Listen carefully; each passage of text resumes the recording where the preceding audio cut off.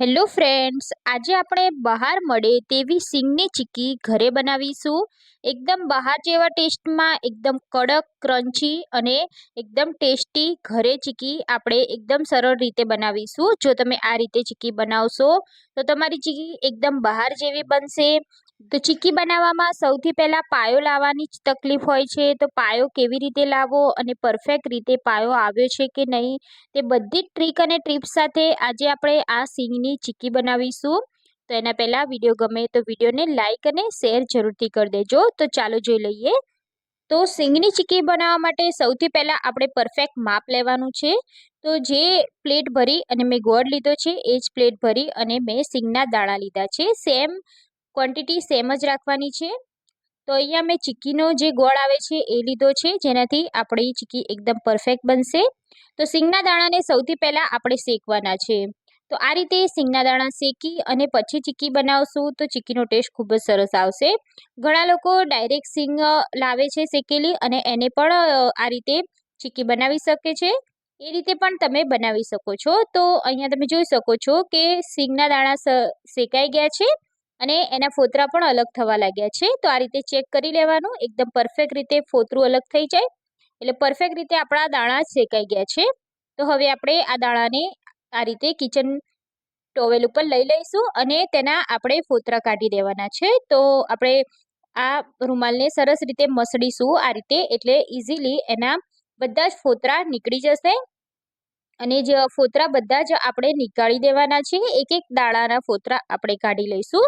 તો ફોતરા આ રીતે નીકાળવા માટે આપણે આ રીતે જારો લઈ લઈશું અને બધા જ ફોતરાને આ રીતે અલગ કરી દઈશું. અને દાણાને આપણે અચકચરા તોડી દેવાના છે, એટલે સિંગના 2 ટુકડા કરી દેવાના છે, જેથી દાણા આપણા ચીક્કીમાં એકદમ પરફેક્ટ રહે.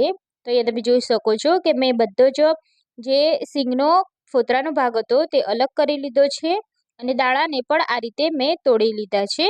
તો હવે આપણે ચીક્કી બનાવવાનું શરૂ કરીશું. તો એના માટે આપણે એક પેનમાં 1 ચમચી જેટલું ઘી લેવાનું છે. તો જ્યારે પણ બહારથી ઘી ચીક્કી લાવતા હોય ત્યારે ઘીનો ઉપયોગ નથી થતો, પણ આપણે થોડું ઘી એડ કરીશું.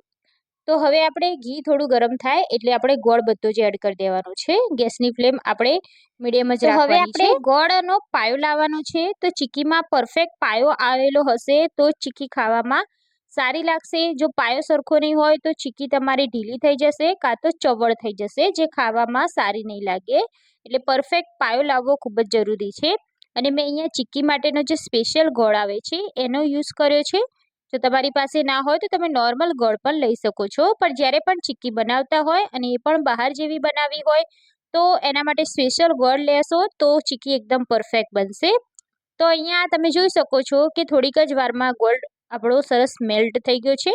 તો એકદમ સરસ મેલ્ટ કરવાનો છે અને બિલકુલ બી ગોળના ગાંઠા ના રહેવા જોઈએ આ રીતે. અને જ્યારે પણ ગોળનો પાયો આવશે એટલે ગોળ આપણો અહીંયા ફૂલવા લાગશે અને તેનો કલર પણ ચેન્જ થઈ જશે, એકદમ પાતળું લેયર થઈ જશે. તો તમે જોઈ શકો છો કે ગોળ આપણો સરસ મેલ્ટ થઈ ગયો છે અને આ રીતે લિક્વિડ ફોર્મમાં આવી ગયો છે. તો હવે આપણે ચેક કરવાનું કે આ રીતે વાડકીમાં આપણે થોડું ગોળનું બેટર નાખી અને જોવાનું. જો થોડીક જ એટલે કે 10 જ સેકન્ડમાં આપણે વાડકીમાંથી આ ગોળનો પાયો લઈને જોવાનું. તો તમે જોઈ શકો છો હજુ પાયો આવ્યો નથી. હજી પણ આ ગોળનું લિક્વિડ એકદમ કડક થાય પાણીમાં ત્યાં સુધી આપણે તેનો પાયો કરવાનો. તો હજી પણ આપણે તેને 2 થી 3 મિનિટ જેવું હલાવતા રહીશું અને થવા દઈશું. તો જ્યારે પણ પાણીમાં ગોળનું લિક્વિડ નાખો ત્યારે તેને હાથમાં લઈ અને ચેક કરો, ત્યારે કડક થવું જોઈએ. જ્યાં સુધી કડક ના થાય ત્યાં સુધી આપણે તેનો પાયો લાવવાનો છે. તો પરફેક્ટ પાયો લાવવો ખૂબ જ જરૂરી છે. તો તમે જોઈ શકો છો કે આપણો ગોળ સરસ મજાનો ફૂલી ગયો છે અને 2 મિનિટ જેવું મેં થવા દીધું છે. તો હવે આપણે ફરીથી ચેક કરી લઈશું. જો તમને એવું હોય, ખબર ના પડતી હોય, તો આ રીતે થોડીક વારમાં ચેક કરતું રહેવાનું, જેથી તમને પાયો આવે કે નહીં એ ખબર પડશે. તો ફરીથી આપણે ચેક કરીશું અને 10 સેકન્ડ જેવું રાખીશું, જેથી આપણને ખબર પડે કે પાયો આવ્યો છે કે નહીં. તો હવે થોડીક જ વારમાં તમે જોઈ શકો છો કે આપણે હાથમાંથી આ રીતે લઈ અને તોડી દેવાનું. તો અહીંયા તમે જોઈ શકો છો કે આ કડક થઈ ગયું છે અને આ સરસ પાયો આવી ગયો છે, એકદમ કડક. આનો અવાજ પણ આવે છે, જોઈ શકો છો તમે. તો આપણો પાયો આવી ગયો છે હવે. તો હવે આપણે ગેસની ફ્લેમને બંધ કરી દેવાની છે અને તરત જ જે સિંગના દાણા આપણે શેકીને રાખ્યા છે તે બધા જ આમાં એડ કરી દેવાના છે. તો અત્યારે મેં ગેસની ફ્લેમ બંધ કરી દીધી છે અને આ પ્રોસેસ કરો ત્યારે ફટાફટ કરવાની, જેથી આપણા દાણા બધા જ ગોળ સાથે મિક્સ થઈ જાય અને પરફેક્ટ રીતે ચીકી બને આપણી. તો જો ગોળ અહીંયા વધારે થઈ ગયો હશે તો તે એકદમ કડક થઈ જશે, એટલે ફટાફટ હલાવવાનું અને ફટાફટ જ આપણે મિક્સ કરવાનું. તો મિક્સ થઈ ગયું છે, હવે આપણે તેને ઠારવાનું છે.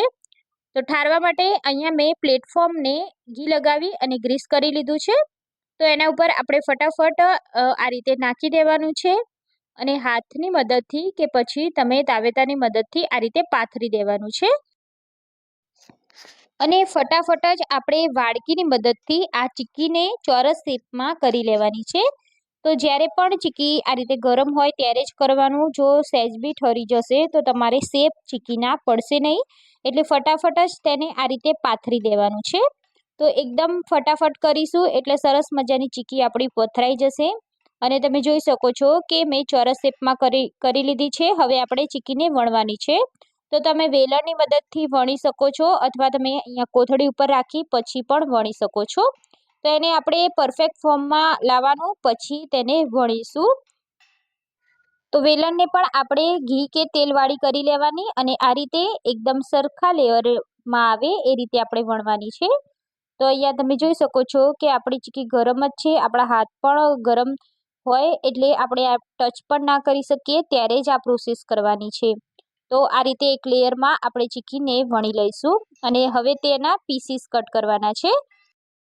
તો અહીંયા મેં ચોરસ શેપમાં આ રીતે ફેલાઈ લીધું છે. હવે આપણે ગરમ હોય ત્યારે જ આપણે તેના પીસ કટ કરવાના છે. તો કોઈ પણ ધારવાળું ચાકુ લઈ લેવાનું છે, એની મદદથી આપણે તેના પીસ કટ કરીશું. તો તમે અહીંયા કોઈ પણ પીઝા કટર હોય કે કોઈ પણ ધારવાળું ચાકુથી પણ કરી શકો છો. તો સિંગ હોય એ કડક હોય છે, જેથી ચાકુ ધારવાળું હશે તો તેના પીસ એકદમ સરસ એવા કટ થશે. તો આપણે જે રીતે બાર મળે એ જ રીતે નાના બી નહીં અને મોટા પણ નહીં એ રીતે પીસ કટ કરીશું. તો સૌથી પહેલાં આપણે આડા કટ કરી દઈશું, પછી આપણે ઊભા કટ કરવાના છે. તો અહીંયા થોડીક જ વાર પછી આપણે તેને ચીક્કીને રહેવા દેવાની છે. લગભગ આપણે 10 મિનિટ જેટલું રહેવા દઈશું, જેથી આપણી ચીક્કી એકદમ સેટ થઈ જશે અને પછી જ આપણે તેને સર્વ કરીશું. તો ચીક્કી આપણી અહીંયા બની ગઈ છે. હવે આપણે થોડીક વાર માટે તેને સેટ થવા માટે રાખી દઈશું. પછી આપણે તેને ચાકુની મદદથી તેના પીસીસ કટ કરવાના છે. તો તમે જોઈ શકો છો કે ચીક્કી આપણી જેમ ઠંડી થશે એટલે કડક થઈ જશે, પરફેક્ટ થઈ જશે. પછી આપણે તેને સર્વ કરીશું. તો અહીંયા તમે જોઈ શકો છો કે આપણી ચીક્કી બનીને તૈયાર છે. તો અહીંયા આપણી ચીક્કી બનીને તૈયાર છે. હવે બધા જ આપણે પીસને એક એક કરી અને અલગ કરતું જવાનું છે. તો કોઈ પણ તાવેતાની મદદથી તમે આ રીતે અલગ કરી શકો છો. પણ જેમ જેમ આ ચીક્કી ઠંડી થશે એમ એકદમ સરસ ક્રન્ચી થઈ જશે. તો ફ્રેન્ડ્સ, આ ચીક્કી બનાવવાનું ખૂબ જ સરળ છે. જો તમે પરફેક્ટ પાયો લાવી અને પરફેક્ટ રીતે બનાવશો તો તમારી ચીક્કી એકદમ પરફેક્ટ જ બનશે. તો અહીંયા મેં સેમ સાઇઝના પીસ કટ કરી લીધા છે. તો બધા જ પીસ આપણે કટિંગ કરી લીધા છે અને અહીંયા આપણી ચીક્કી બનીને તૈયાર છે. તો હવે આપણે તેને સર્વ કરીશું. તો એકદમ સરળ રીતે આપણે ચીક્કી બનાવી છે. તો ફ્રેન્ડ્સ, તમે પણ આ ચીક્કી ટ્રાય નથી કરી તો એકવાર આ રેસીપીથી જરૂરથી ટ્રાય કરજો. સાચે જ એકદમ બહાર મળે તેવી જ બને છે. તો તમને આ રેસીપી કેવી લાગી એ મને કમેન્ટ કરી અને જણાવજો. રેસીપી સારી લાગી હોય તો તમારા ફ્રેન્ડ્સ સાથે શેર જરૂરથી કરી દેજો અને મારી ચેનલ પર નવા હોય તો ચેનલને સબસ્ક્રાઈબ કરી લેજો.